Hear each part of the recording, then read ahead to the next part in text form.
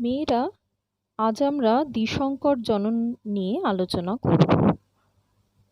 আমরা এর আগের আলোচনাতে দ্বিসংকর জননের সংজ্ঞা জেনেছি, যেখানে বলা হয়েছে দুজোড়া বিপরীতধর্মী বৈশিষ্ট্যযুক্ত একই প্রজাতির দুটো জীবের সংকরায়ন ঘটানোর পদ্ধতিকে দ্বিসংকর জনন বলে।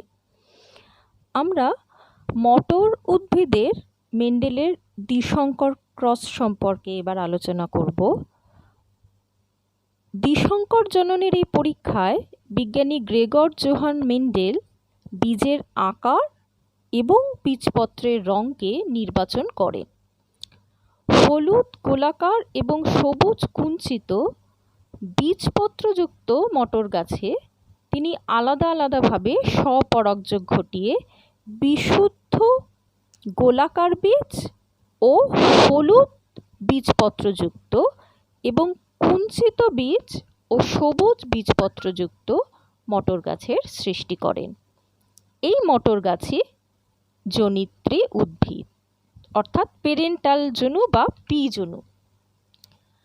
পরীক্ষার শুরুতে মেন্ডেল বিশুদ্ধ হলুদ গোলাকার বীজযুক্ত মটর গাছের সঙ্গে বিশুদ্ধ সবুজ কুঞ্চিত বীজযুক্ত মটর গাছের মধ্যে কৃত্রিম উপায়ে ইতর পরাগযোগ ঘটান। ইতর পরাগযোগে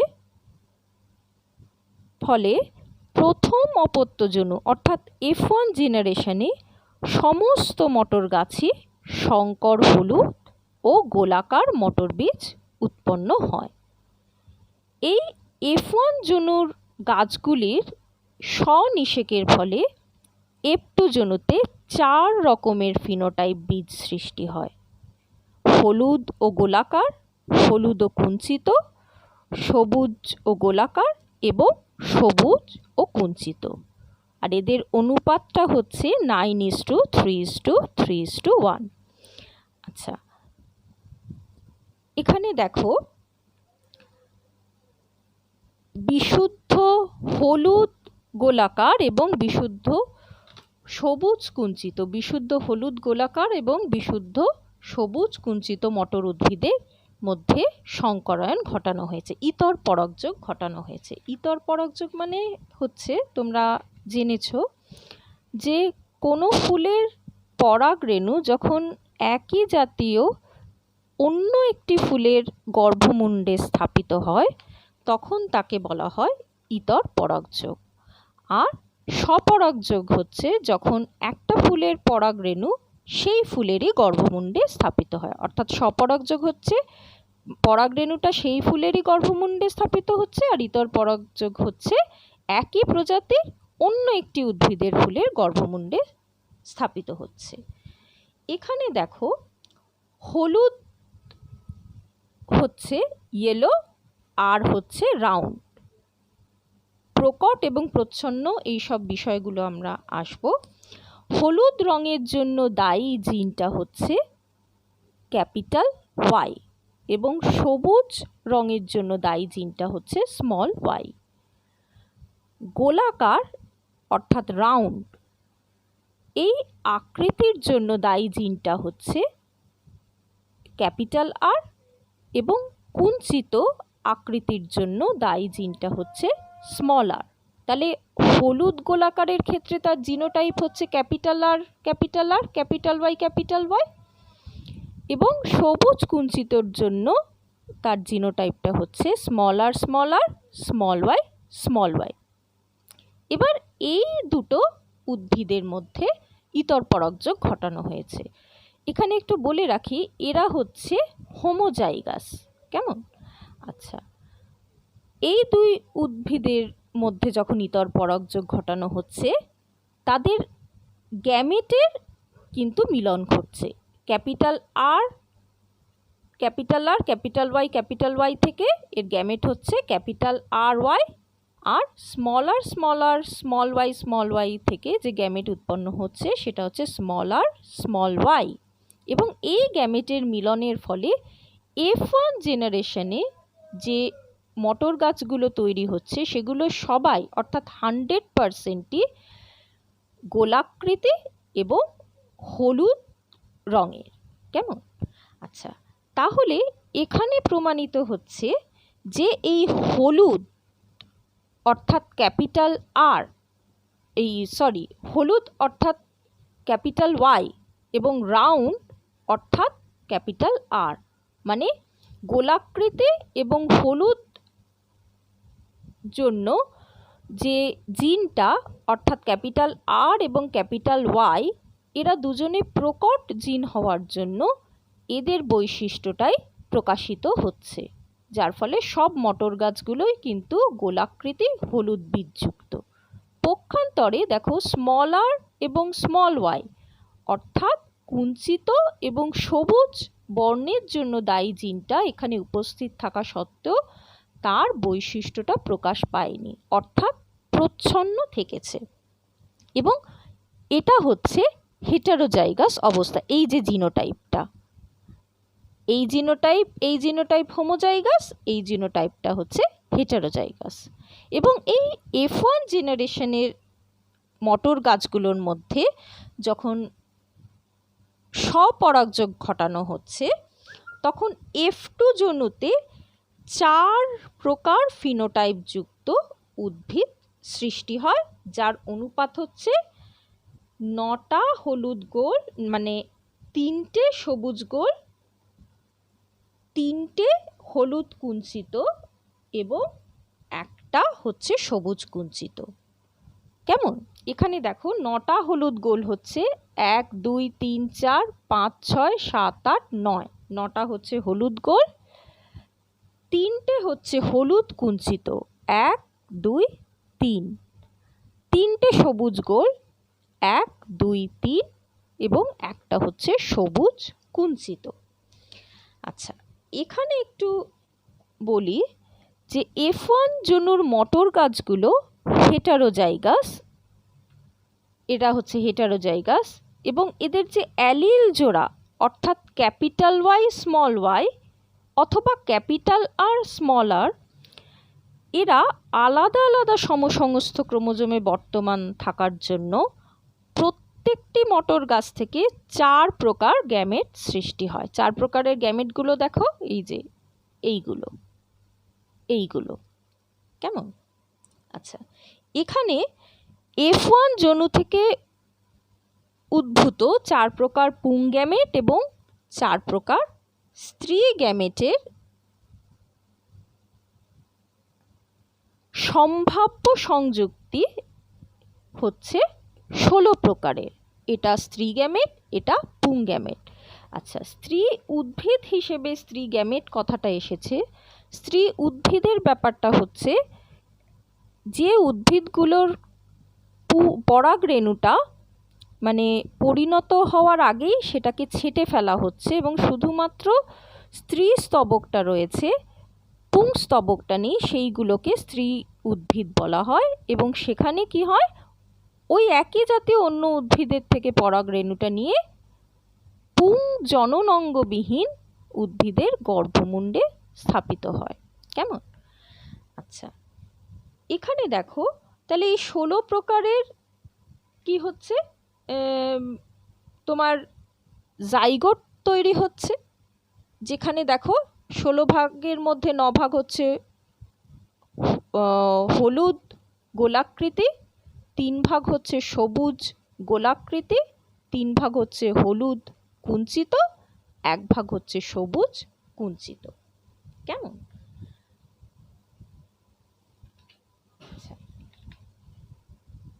এখান থেকে আমরা মেন্ডেলের এই দ্বিতীয় সূত্রটার থেকে স্বাধীন বণ্টনের সূত্রটা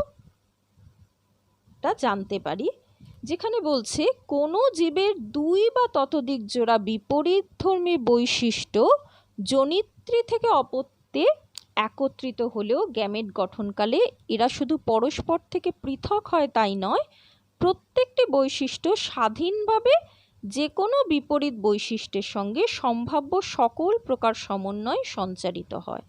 অর্থাৎ এই যে বিপরীতধর্মী অবস্থাটা, মানে যেখানে দেখো হলুদের সাথে সবুজ রং বা আকৃতির ক্ষেত্রে গোলা আকৃতির সাথে কুঞ্চিত আকৃতির, এরা জনিত্রী থেকে অপত্যে একত্রিত হলেও গ্যামেট গঠনকালে এরা কিন্তু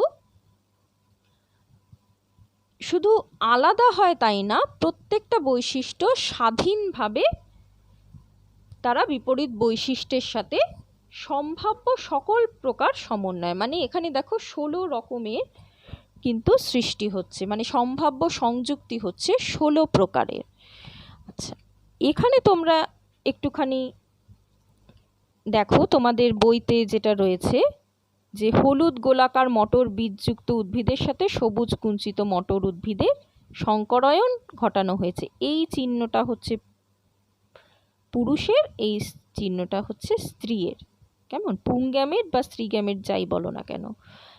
আচ্ছা, প্যারেন্টাল জেনারেশনে এই জিনোটাইপ, এটাও হচ্ছে এইটার জিনোটাইপ, এখান থেকে সৃষ্টি হয়েছে গ্যামেট, এখান থেকেও গ্যামেটের সৃষ্টি হয়েছে এবং সেই গ্যামেটগুলোর মিলনের ফলে F1 জেনারেশনে 100% সংকর হলুদ গোলাকার বীজের সৃষ্টি হয়েছে, হোমোজাইগাস হেটারোজাইগাস। এবং এদের যখন স্বপরাগযোগ ঘটানো হচ্ছে সেখানে দেখো এই গ্যামেটগুলোর সৃষ্টি হয়েছে। কেমন? 4 প্রকার পুংগ্যামেট এবং 4 প্রকার স্ত্রী গ্যামেটের সৃষ্টি হয়েছে। পুংগ্যামেট, স্ত্রী গ্যামেট এবং সম্ভাব্য সংযুক্তি 16 রকমের। কেমন? তোমরা লেখার সময় এই গ্যামেটগুলোর মিলন, মানে মিলিত অবস্থা অর্থাৎ ডিপ্লয়েড অবস্থাগুলোই কিন্তু এভাবে লেখানো হয়েছে। কেমন? এই রকম। ঠিক আছে। আচ্ছা, এখানে দেখো ফিনোটাইপ অর্থাৎ বাইরে থেকে দেখে যে বৈশিষ্ট্য, মানে হলুদ গোলাকারের ক্ষেত্রে এই জিনোটাইপগুলো হলেই হলুদ গোলাকার হয়। কেমন? যেটা 16 ভাগের মধ্যে 9 ভাগ দেখানো হয়েছে এবং পার্টিকুলারলি এক একটা জিনোটাইপের সাপেক্ষে কটা করে মানে করকম করে উদ্ভিদ সৃষ্টি হয়েছে এটা হচ্ছে তার সংখ্যা, যে এই জিনোটাইপের উদ্ভিদের সংখ্যা হচ্ছে ওই 9 ভাগের মধ্যে এই 2 ভাগ। কেমন? পক্ষান্তরে এই হলুদ কুঞ্চিতর ক্ষেত্রে এই ধরনের জিনোটাইপ এবং তার রেশিও, মানে তার সংখ্যাটা এই ছক থেকে বুঝতে পারবে। সবুজ গোলাকারের ক্ষেত্রে তার জিনোটাইপ এইটা এবং জিনোটাইপের অনুপাত এইটা, আর সবুজ গোলাকার মানে সবুজ গোলাকারের ক্ষেত্রে এটা, আর সবুজ কুঞ্চিতর ক্ষেত্রে হচ্ছে এই একটি। অর্থাৎ ফিনোটাইপগত অনুপাত দেখলে আমরা দেখব 9:3:3:1 এবং জিনোটাইপগত অনুপাত দেখব 1:2:2:4:1:1:2:1:1। কেমন? আচ্ছা, এবার আমরা আসব গিনিপিগের ক্ষেত্রে দ্বিসংকর জননের পরীক্ষাতে। এখানে দেখো 2 জোড়া বিপরীতধর্মী লক্ষণ নিয়ে গিনিপিগের উপর পরীক্ষা করা হয়েছিল এবং বিশুদ্ধ কালো এবং অমসৃণ লোমযুক্ত গিনিপিগের জিনোটাইপ হচ্ছে এটা, কালো ব্ল্যাক, আর আরটা সেটা হচ্ছে বি, আর আরটা হচ্ছে অমসৃণ অর্থাৎ রাফ। আর তোমার এখানে একটুখানি ভুল লেখা আছে, এটা সাদা হবে, এটা সাদা হবে, সাদা মসৃণ লোমযুক্ত গিনিপিগ। কেমন? এটা এই জায়গাটা কিন্তু সাদা হবে। কেমন? আচ্ছা,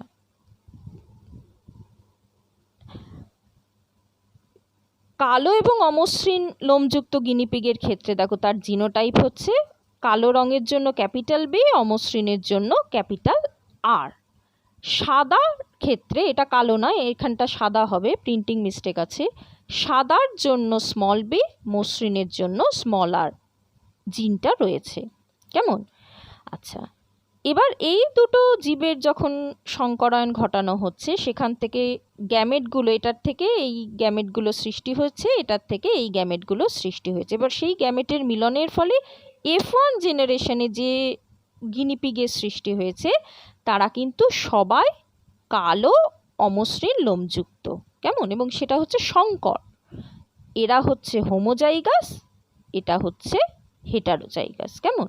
এবার এই F1 জেনারেশনের গ্যামেটগুলো দেখো 4 রকমের গ্যামেট। কেমন?